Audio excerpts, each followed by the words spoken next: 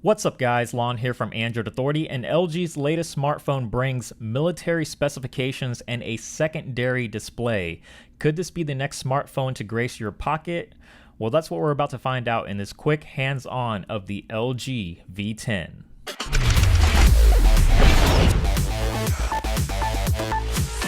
So with so many manufacturers switching up the build materials of their smartphones to either metal or glass designs, LG was sort of an outlier among Samsung, HTC, Apple, and even Motorola, but they're looking to change that with the V10. The V10 still has many design elements that makes it pretty clear that this is still an LG device through and through, like the super thin side bezels around the display and rear mounted power and volume keys. The keys are shaped a little bit differently than the G4's keys, but they're nice and large, which makes them very easy to press and find by feel.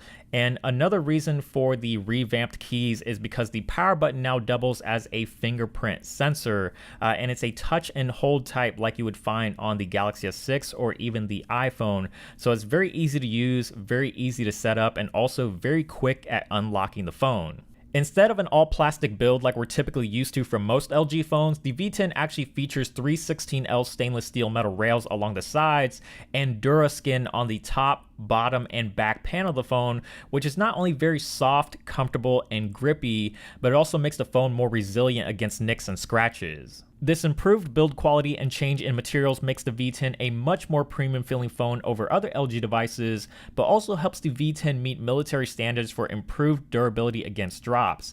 It's not exactly a ruggedized smartphone, but this should be great for anyone who is completely butterfingers with their smartphones or just needs a smartphone that can withstand a lot more punishment over your average phone. Despite all of these changes, the V10 still retains a removable back, which gives access to the SIM card, micro SD card slot for extra storage, and most importantly, the removable battery, a feature that is slowly going the way of the dinosaurs. Now, despite having some really thin bezels and a small top and bottom chin, the V10 is still a rather large phone. Not only does it feel really wide, but it's also a very tall phone, and a lot of it has to do with the display. It's a 5.7-inch IPS LCD with a resolution of 2560 by 1440 or Quad HD, and LG has a pretty good track record with making some great looking displays for their smartphones, and the screen on the V10 is no exception. It's extremely sharp, and so far everything else about it looks as good as you would expect from a display on a high-end flagship smartphone. It's got great viewing angles, seems to get fairly bright, and has excellent and accurate looking color reproduction.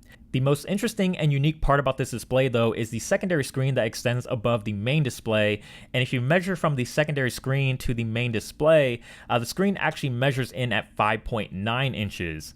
It works as a ticker of sorts, showing you any notifications you might have along with the time whenever the main display is asleep, and if you swipe over to the left, you can quickly toggle through audio profiles, Wi-Fi, turn on the flash, or open up the camera.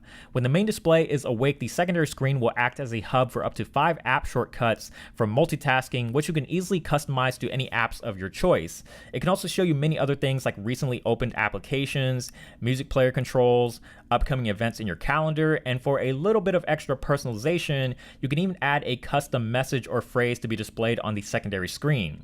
Having this secondary display sounds like a really nice idea, but right now it seems rather questionable how useful it can actually be in day-to-day use, especially considering its inconvenient placement at the top, which makes it very hard to reach with one hand. Inside, the V10 is being powered by the same Snapdragon 808 processor that powered the G4, but the V10 comes with 4 gigs of RAM over the 3 that was in the G4, and if the G4 was any indication, then performance on the V10 shouldn't be much of a problem, especially with an extra gig of RAM on board. For storage, the V10 comes with 64 gigs of internal storage, and like I mentioned earlier, you have a micro SD card slot for up to an additional 200 gigabytes if you need more.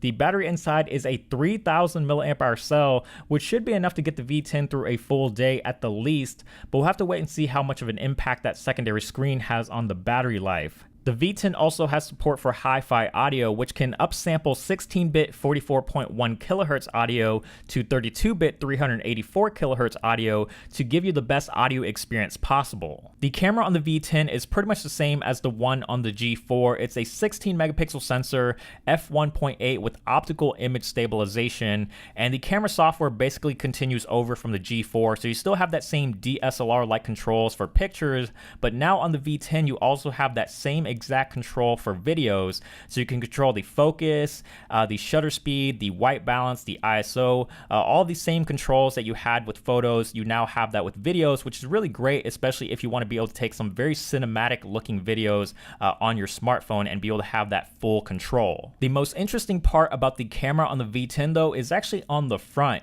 Instead of one front facing camera, you actually have two front facing cameras, both of which are 5 megapixels. And what this allows you to do is switch between a narrower field of view and a much wider field of view on the fly.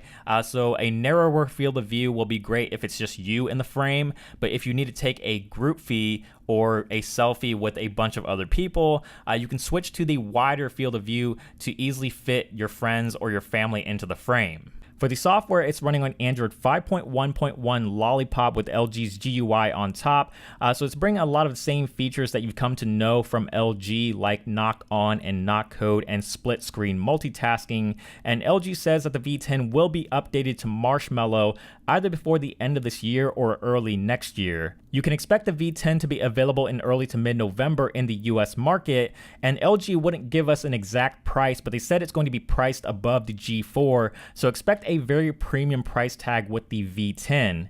But this has been a quick look of the LG V10. Make sure to keep it tuned here to Android Authority for more, because we are your source for all things Android.